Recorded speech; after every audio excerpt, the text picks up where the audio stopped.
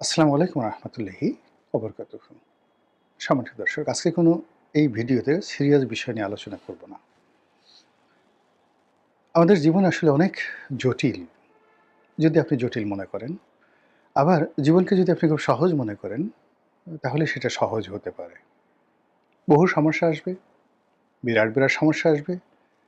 এটিকে আপনি আ যদি উপভোগ করতে চান, তাহলে সেই বুদ্ধি আল্লাহ আপনাকে দিয়েছে। আবার সেই সমস্যাগুলো নিয়ে যদি আপনি খুব কান্নাকাটি করতে চান, সেই সমস্যাগুলোর মধ্যে ডুবে যেতে চান, সমস্যার কারণে মরতে চান, আত্মহত্যা করতে চান, তাও করতে পারবেন। আমি নিজে সারাটা জীবন আ জীবনকে খুব সহজভাবে নিয়েছি। যা কিছু এসেছে, অনেক বড়, বড় জিনিস এসেছে, কখনো আবেগে উচ্ছ্বসিত হইনি। আবার সমস্যা এসেছে, ১ম এ চিন্তা করেছি সমস্যাটা কেন এলো? আমার কি দোষ? তো যখন দেখলাম যে আমার দোষ, তখন এখানে সমস্যা তো আসবেই। আমি যেহেতু অন্যায় করেছি, এটা নিয়ে দুঃখ পাওয়ার কি আছে? আগামীতে এই ধরনের সমস্যা যেন না হয়, সতর্ক হতে হবে। আবার যখন দেখি যে না, আমার কোনো দোষ নেই, এমনি, এমনি সমস্যা এসে গেছে, তখন মনে করলাম যে এটা হয়তো আ আমার জন্য একটা শিক্ষা, প্রকৃতিকে শিক্ষা। যেখানে একটা সমস্যা এলো, যেখানে আমার কিছুই করণীয় নেই। মানে আমি সেই সমস্যাটা সমাধানও করতে পারব না। আর এই সমস্যাটা নিয়ে যদি আমি কান্নাকাটি করি, মারামারি করি, নিজে মরেও যাই, তবু এই সমস্যার সমাধান হবে না। তখন কি করি? চুপচাপ থাকি, নীরব থাকি, অপেক্ষা করতে থাকি এবং একটা সময় সমস্যাগুলো চলে যায়। তো ওই যে শৈশব থেকে যখন আমার বোধ বুদ্ধি হলো, এরকম অসংখ্য সমস্যা আমার জীবনে এসেছে, অনেক সম্ভাবনা এসেছে। এখন প্রচুর আ টক শো করি। তারপর এই যে নিজে ভিডিও করি। সামাজিক মাধ্যম, সোশ্যাল মাধ্যম, ফেসবুকে যথেষ্ট সময় দেই। ফেসবুকে আ যাকে বলা হয় দৈনিক গড়ে ৩০-৩২ টি এই বিভিন্ন পত্র-পত্রিকায় যে সকল ফটো কার্ডগুলো হয়, ওগুলো পড়ি এবং ওইগুলোর ব্যাপারে আমি যে মন্তব্যগুলো করি এবং সেগুলো যেভাবে ফেসবুকে দেই, আমার ২ টো সাইট, অর্থাৎ গোলাম মোল্লা রনি নামে যে সাইট রয়েছে, এগুলোতে গড়ে আ ১৫০ মিলিয়ন লোক ২৮ দিনে দেখে। ১৫০ মিলিয়ন মানে ১৫ কোটি বার দেখা হয়। তাহলে একটা মানুষ কতবার দেখে ফেসবুক এই পেজগুলো? বোঝার চেষ্টা করুন। আবার এই যে ইউটিউব করি, এটাও গড়ে অন এভারেজে ধরেন আমার এই পেজেই, ইউটিউব চ্যানেলে অন এভারেজে ৭০ থেকে ৮০ লাখ লোক গড়ে প্রতি মাসে শুধু আমার এখানে দেখে।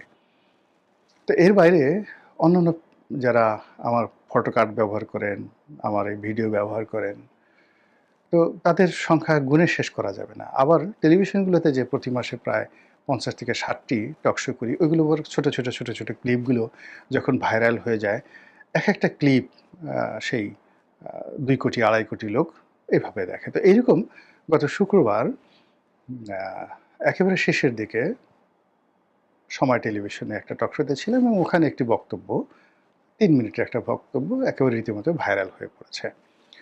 এবং এখানে যাদেরকে বলেছি তারাও খুশি হয়েছে। আমজনতা যারা সাধারণ তারাও খুশি হয়েছে, সবাই খুশি হয়েছে। তো আমার কাছে মনে হলো এই বিষয়টা নিয়ে আলোচনা করা দরকার। প্রশ্নটা ছিল যে এই সময়টিতে এনসিপি, আ তো যেটাকে অনেকে ঠাট্টা করে বলে ন্যাশনাল চিলড্রেন পার্টি, মানে শিশু কচিকাঁচাদের দল। তো এই এনসিপি যারা একসময় সমন্বয়ক ছিলেন, যারা একসময় বিপ্লবী ছিলেন, যারা ইউনূস সরকারের সবচেয়ে দাপটে আ ক্ষমতাধর লোক ছিলেন এবং গত ১৮ মাস বলতে গেলে তারাই দেশটিকে চালিয়েছেন। তো এই সংসদে তাদের অংশগ্রহণ খুব অল্প, ৬ জন বা ৭ জন তাদের প্রতিনিধি আছে। তারপর জামাতের সঙ্গে তাদের অ্যালাই হওয়ার পর সবাই ধারণা করেছিল যে এরা শেষ হয়ে যাবে এবং এরা জামাতের বি টিম, সি টিম, এরা সবাই আসলে একসময় জামাত করতেন। এই ধরনের অভাব অভিযোগ কথাবার্তা বলা হচ্ছিল। তো ওই বিষয়টা নিয়ে আমাকে আসলে যখন প্রশ্ন করা হলো, আপনার মন্তব্য কি? আমি বিষয়টা এড়িয়ে যেতে চাইলাম। এড়িয়ে যেতেছিলাম বিভিন্ন কারণে। ১ম কারণ হলো যে এনসিপিতে যারা আছেন তারা সবাই বয়সে আমার সন্তানের চাইতেও ৪-৫ বছরের ছোট। আমার বড় ছেলের চেয়ে ৪-৫ বছরের ছোট। আর আমি বিয়ে করেছি ৮৬ সনে, 1986 এ। তো সেটা যদি হতো, তাহলে যাকে বলা হয় আ আমার যদি ৮৭ সনে সন্তান হতো, তাহলে তো মানে ওরা আসলে আমার নাতির বয়সী হয়ে যেত বলতে গেলে অনেকে। এনিওয়ে, তো এই কারণে আমি তাদের প্রতি স্নেহশীল। যাদের প্রতি আপনি স্নেহশীল থাকবেন তাদের সবকিছুই আপনি ওইভাবে মূল্যায়ন করবেন। দ্বিতীয়ত হলো যে আমি আসলে কৃতজ্ঞ। তাদের প্রতি কৃতজ্ঞ। এর কারণ হলো আমি একসময় আওয়ামী লীগ করতাম। আওয়ামী লীগের জমানাতে যখন আমি সংসদ সদস্য ছিলাম, তখন আমাকে জেলে যেতে হয়েছে। তো বুঝতে পারেন ব্যাপারটা, যে এমপি হিসেবে আওয়ামী লীগ জমানাতে একমাত্র এমপি আমি তখন জেলে গিয়েছি। কোনো দুর্নীতি নাই, কোনো অনিয়ম নাই, কিছু নাই। সেটা হলো সালমান এফ রহমানের সাংবাদিক, ইন্ডিপেন্ডেন্ট টেলিভিশন সাংবাদিক, তাদেরকে পিটিয়েছি এবং তাদেরকে মারার চেষ্টা করেছি, এই হলো অভিযোগ। এনিওয়ে, জেল-টেল খেটে আসার পরে চুপচাপ থাকলাম। কিন্তু আওয়ামী লীগ আমাকে আসলে স্বস্তিতে থাকতে দেয়নি। টেলিভিশন করেছি, টক শো করেছি, কিন্তু আমার অভাব যেন কেউ বুঝতে না পারে, কষ্ট না পারতে পারে। কিন্তু হৃদয়ের যে রক্তক্ষরণ, আতঙ্ক আমাকে তাড়া করেছে। এরপর যখন আমি 2019 সনে 18 সন নির্বাচনে বিএনপি থেকে ইলেকশন করলাম, এরপরে আমার উপর যে জুলুম অত্যাচার এলো, অর্থনৈতিক, সামাজিক, মানসিক, আমাকে রীতিমতো আলু ভর্তা বানিয়ে ফেলেছে। তো আমি ওইগুলো এনজয় করেছি, সবগুলো মোকাবেলা করেছি এবং এখনও করে যাচ্ছি। নিজের অভাবের কথা কখনো বলতে পারি না। তো তার মধ্যে আমি সাধ্যমতো প্রতিবাদ করেছি, লিখেছি, বলেছি। কিন্তু ঠিক রাস্তায় নেমে এই ছেলেরা যেভাবে বুক পেতে দিয়েছে, যেভাবে সাহস দেখিয়েছে, ওটা আমার মরলেও হতো না, আগামীতেও হবে না। আমি এই যে কথা বলতে চাই এই পর্যন্ত, কথা বলার জন্য যদি কেউ আমাকে মারে, কেউ আমাকে জেলে নেয়, সেটা তাদের বিষয়, আমি কথা বলবো। কিন্তু যেটা নাহিদ করেছে, সার্জিস করেছে, কিংবা অন্যান্য যে সকল এনসিপি নেতৃবৃন্দ করেছেন রাস্তায় নেমে, ওটা আমি পারতাম না, ভবিষ্যতেও পারবো না। এজন্য আমি তাদের প্রতি কৃতজ্ঞ, ভীষণ রকম কৃতজ্ঞ। এবং তারা আজীবন যত অন্যায় করুক না কেন, সেটা আলাদা, সেটা নিয়ে আমি সমালোচনা করব। কিন্তু তাদের এই যে কন্ট্রিবিউশন, এই কারণে আমি কোনোদিন তাদের সমালোচনা করতে চাই না, করবও না। তাদেরকে আমি সেভাবে স্নেহ করি। তো সেই নাহিদ, সার্জিস, মাহফুজ, তারপরে শেষে অন্যান্য যে সকল নেতৃবৃন্দ রয়েছেন,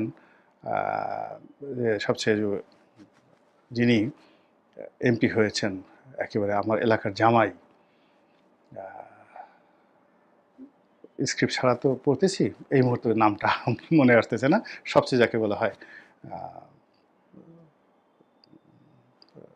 কুমিল্লা থেকে যিনি এমপি হয়েছেন, যা হোক। তো তাদের এই সাম্প্রতিক সময় তারা আবার আন্দোলনের ডাক দিচ্ছেন, সিটি কর্পোরেশন নির্বাচন করতে যাচ্ছেন।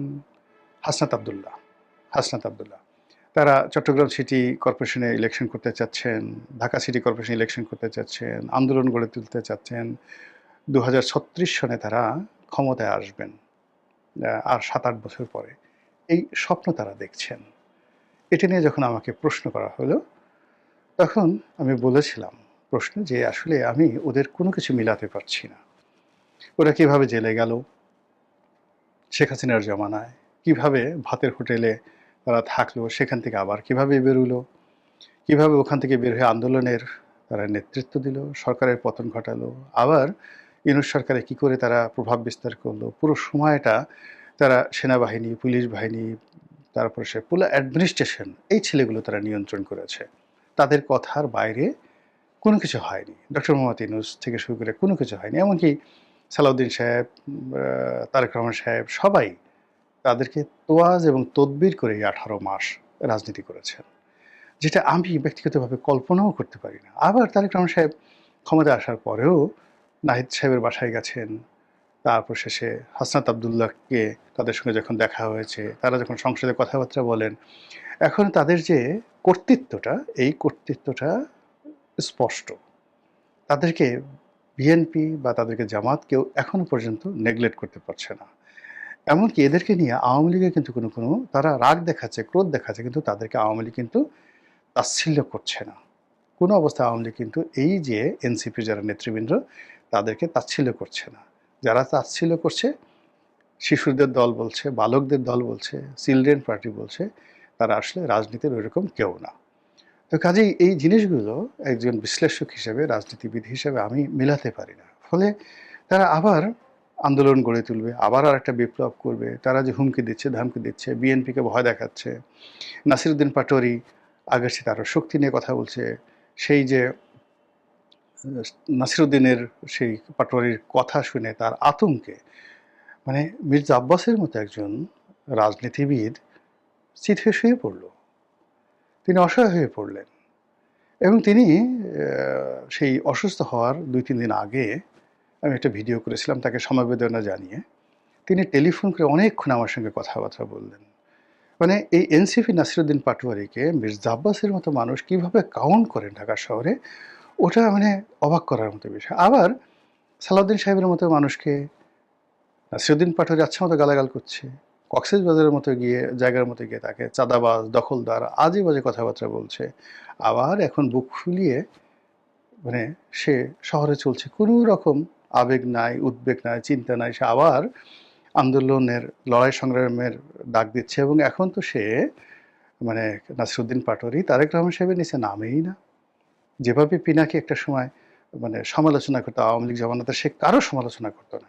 শুধু শেখ হাসিনার সমালোচনা করত। আর নাসিরুদ্দিন পাটোয়ারি এখন যে পর্যায়ে চলে গেছে, সে এখন আগে সালাউদ্দিন সাহেবের সমালোচনা করত, মির্জা আব্বাসের সমালোচনা করতো। এখন মির্জা আব্বাস অসুস্থ হয়ে গেছে। এখন সে আর ওয়েলকাম জানাচ্ছে, দ্যাট এগুলো বাজে মানে যাকে বলে হয় অচল। সে বলে মোস্ট ওয়েলকাম কমরেড, আসেন যোদ্ধা, আপনি আসেন, আপনাকে স্বাগতম। এখন সে সরাসরি তারেক রহমান সাহেবকে সমালোচনা করছে এবং তারেক রহমান সাহেবকে যেভাবে সমালোচনা করছে, এটা বিএনপির জন্য এতটা অস্বস্তিকর